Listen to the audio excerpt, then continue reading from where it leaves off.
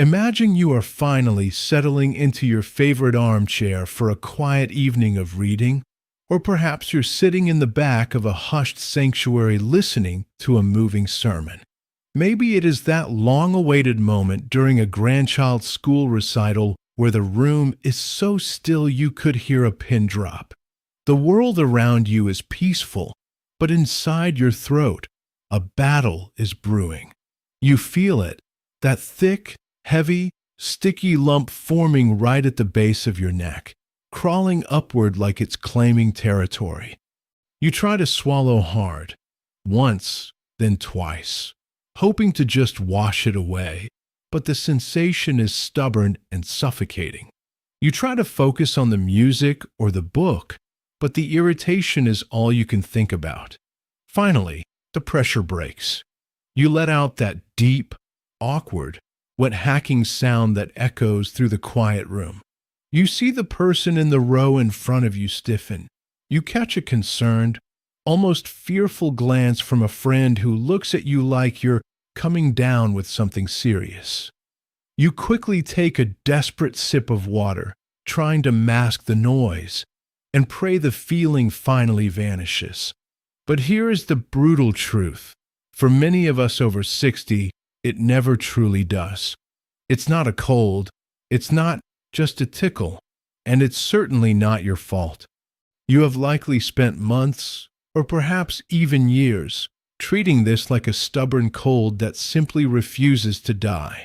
You have drowned yourself in hot ginger tea, popped cough drops until your tongue went completely numb, and chugged gallons of water until you felt like you were floating. Yet, 10 minutes later, that globus sensation, that phantom lump, is right back there, choking your confidence. I want you to hear me clearly. You are not losing your mind, and you are not sick with some mysterious supervirus. Your throat is screaming for help in a language you simply haven't learned yet. You are trying to put out a fire in the attic, but the arsonist is actually downstairs in the basement. Today, I am handing you the keys to identify a silent assassin living inside you, along with a tactical 10-step protocol to silence that throat clearing for good. Before we can dive into the solution, we have to stop the bleeding and shatter the lies you've been told about your health. Many of us have been told for years that this is just something we have to live with, but that is the biggest lie of all. Myth number 1. It is a lingering infection. How many times have you told a friend, "I just can't seem to shake this cold"? Here is the reality. A typical virus or infection leaves your body within 7 to 14 days. If you have been clearing your throat every morning for 6 months, or even 5 years, you aren't fighting a virus. You are dealing with a structural issue, a mechanical failure in how your body handles acid. It isn't a germ, it's a plumbing problem. Myth number 2, it must be allergies. We often blame the pollen or the dust, but real allergies follow very specific patterns, and they actually respond to medication. If you've been popping a Claritin or using a nasal spray for weeks and nothing has changed, or if you find yourself hacking up phlegm in a perfectly clean, air-filtered room in the dead of winter, it isn't an allergy. In fact, many of those over-the-counter allergy pills dry you out, which actually makes that throat phlegm thicker, stickier, and much harder to clear. You're inadvertently making the glue in your throat even stronger. Myth number 3, it is the environment. I have worked with marathon runners and yoga instructors who breathe the cleanest mountain air imaginable, yet they sound like they've smoked 2 packs of cigarettes a day for 20 years. If your spouse or your friends breathe the same air in the same house, but they don't have the phlegm, the problem isn't the air outside. It is the environment inside your body. Myth number 4, I am just getting old. This is the most dangerous myth of all. We tend to write off our aches, pains, and even this throat gunk as an inevitable part of turning 60 or 70. But accepting this as normal is like ignoring a red flashing light on your car's dashboard. Constant inflammation in your throat is a warning signal. If you ignore it, that persistent irritation can lead to permanent changes in your cells that are much harder to fix than a simple cough. Let me tell you about a patient of mine named Sandra. Sandra is 68, a retired schoolteacher who loves singing in her church choir. For 3 years, she lived with a constant, wet rattle in her throat. She was convinced it was just her age and bad allergies. She spent hundreds of dollars on air purifiers and every allergy pill on the shelf. She even stopped singing because she was embarrassed by the frequent throat clearing during hymns. She finally came to see me when her voice started to become permanently raspy. When we looked deeper, we realized Sandra didn't have a lung problem or an allergy problem. She had LPR. She was drinking a large cup of peppermint tea every night right before bed, thinking it was healthy. That peppermint was relaxing the valve in her stomach, allowing acid mist to bathe her vocal cords all night long. Once we swapped her tea and made a few simple changes to her routine, her chronic cough vanished in less than a month. Sandra is back in the choir loft today, hitting every note without a single throat clear. Just like Sandra, your old age cough might just be a mistake in your routine that we can fix together. So, what exactly is generating this endless supply of slime? Why does your body feel like it is overproducing glue every single morning? The answer will likely shock you because the geography feels all wrong. You feel the irritation, the tickle, and the lump in your neck, but the real villain is actually hiding in your gut. Welcome to the world of silent laryngopharyngeal reflux, or what doctors call LPR. Now, please do not click away just because you don't feel the classic burn of heartburn. This is exactly why we call LPR the silent assassin. Most of us think of reflux as a pool of liquid lava, a painful, burning sensation that crawls up your chest after a spicy meal. But LPR doesn't work like that. It isn't a liquid. It is a toxic aerosol, a fine mist that you can't even feel moving. Think of your stomach as a sturdy tank filled with hydrochloric acid, the same stuff used to clean industrial metals. At the very top of that tank, there is a circular muscle that acts like a trapdoor. In our younger years, that door stayed shut tight. But as we cross 60, that door can get a little tired, a little lazy, or slightly cracked open. Here is what happens. At night, while you are lying flat and peacefully sleeping, a microscopic mist, a cloud of acidic gas, escapes from that cracked door. It travels all the way up past your chest and goes straight to what I call the penthouse, your throat and your voice box. Now, your esophagus, the tube leading to your stomach, is built like a reinforced garden hose. It's tough and can handle some acid. But your throat? Your throat is lined with tissue that is as thin and delicate as the inside of your eyelid. Imagine taking a bottle of industrial acid and spraying a fine mist of it onto your eye. That is exactly what is happening to your throat every single night. Your throat isn't sick. It is being chemically singed while you sleep, and that constant irritation is what's triggering that mountain of phlegm. This is the aha moment you've been looking for. For years, you have probably looked at that phlegm as the enemy, the gunk you need to get rid of. But here is the truth. The phlegm is not actually the disease. The phlegm is the bandage. Your body is incredibly smart. When it senses that microscopic acid mist drifting up from your stomach, it recognizes it as a chemical burn. In a panic, your throat frantically produces thick, sticky mucus to coat the delicate lining of your neck. It is trying to protect you from being eaten alive by your own stomach juices. Think of it like this. If you burned your arm, your body would form a scab to protect the raw skin underneath. When you clear your throat, that aggressive AM, you are essentially reaching in and scraping off the protective bandage.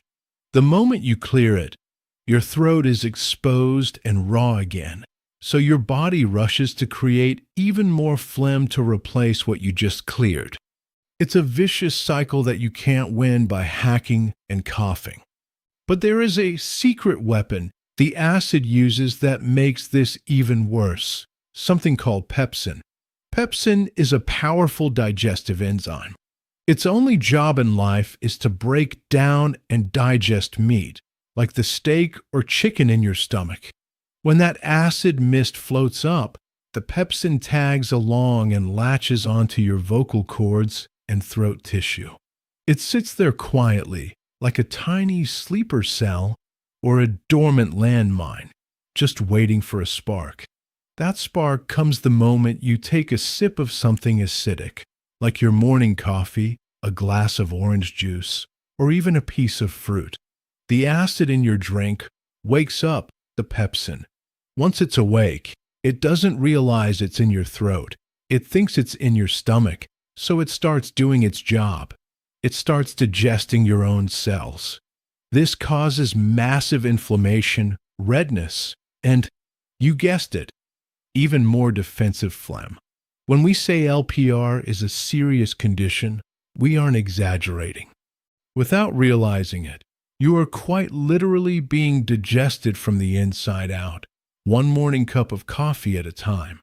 We do not need luck to fix this.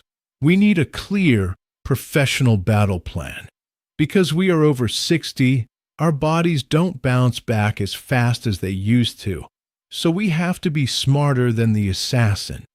We are going to attack this on 4 distinct fronts to reclaim your voice and your comfort.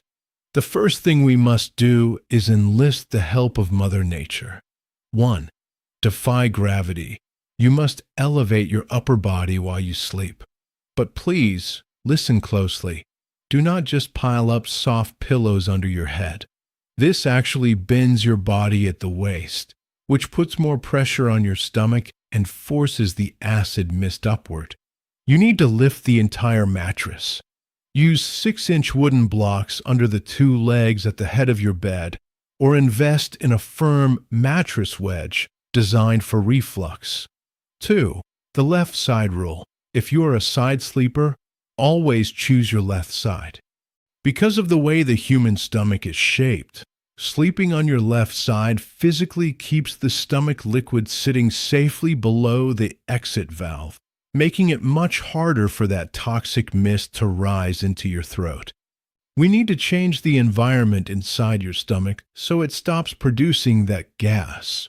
3. The 3-hour kill switch. This is non-negotiable. You must stop eating at least 3 hours before your head hits the pillow. Your stomach needs to be completely empty before you lie down. 4. The acid watcher diet. For the next 28 days, we are going to cut out the activators. These are things that relax that stomach door. Caffeine, bubbly carbonated drinks, chocolate, alcohol, and, surprisingly, mint. While we often think of peppermint as soothing, it is actually a potent muscle relaxant that tells your stomach door to stay wide open. 5.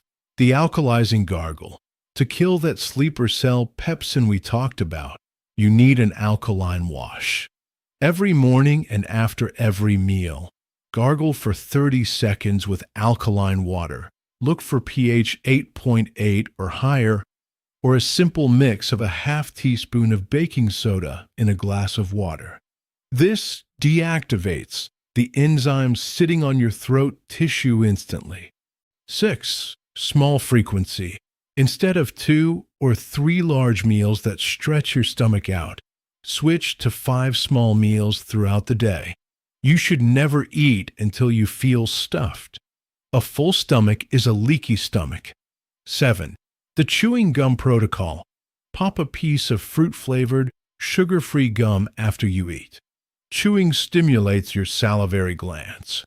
Saliva is your body's natural, built-in alkaline wash that cleanses the esophagus and neutralizes acid naturally. 8. Hydration with a twist. Instead of gulping down cold water, which can shock the system, sip warm water constantly throughout the day. This helps thin out the sticky phlegm so you can swallow it easily without needing to hack it up. 9. The Ginger Shield. It's time to trade in the coffee for a nice cup of ginger or chamomile tea. Ginger is what we call a prokinetic. That's just a fancy word meaning it helps your stomach muscles push food down into your intestines faster, so it doesn't sit around and create gas. 10. The vagus nerve reset. Did you know that stress physically shuts down your digestion? Before you take your first bite of food, I want you to take 3 deep, slow breaths. This simple act tells your nervous system to enter rest and digest mode, which naturally helps that stomach valve tighten up and do its job. To show you that this isn't just theory, let me share the story of a man named Mucus. Mucus was a high-level executive who had spent his career speaking in front of large groups. But by the time he hit 62, he was losing his voice. He was terrified. He actually thought he had throat cancer because the hoarseness and the lump just wouldn't go away. When we looked at his lifestyle, the culprits were obvious. Mucus was drinking 4 large coffees a day to stay sharp, and because he worked late, he was eating massive, heavy dinners at 9 o'clock at night before going straight to bed. We didn't put him on heavy medication. We changed only 3 simple things. He switched his caffeine to herbal tea. He committed to finishing dinner by 7 o'clock, and he elevated the head of his bed. Within just 3 weeks, the phlegm was entirely gone. His voice came back stronger and clearer than it had been in a decade. Mucus didn't have a disease. He had a habit that was hurting him. Your mission for today is very simple, and I want you to take action right now. Go to your bedroom and figure out how you are going to elevate your bed tonight. Whether it's ordering a mattress wedge or finding sturdy blocks for the bed frame, do it today. That one single gravity hack can reduce your symptoms by 50% overnight. After that, go to your kitchen pantry and throw away the peppermint candies and the mint tea. They are not your friends. I want to hear from you in the comments below. Which of these habits is your biggest weakness? Are you a dedicated coffee addict, or are you a late-night eater?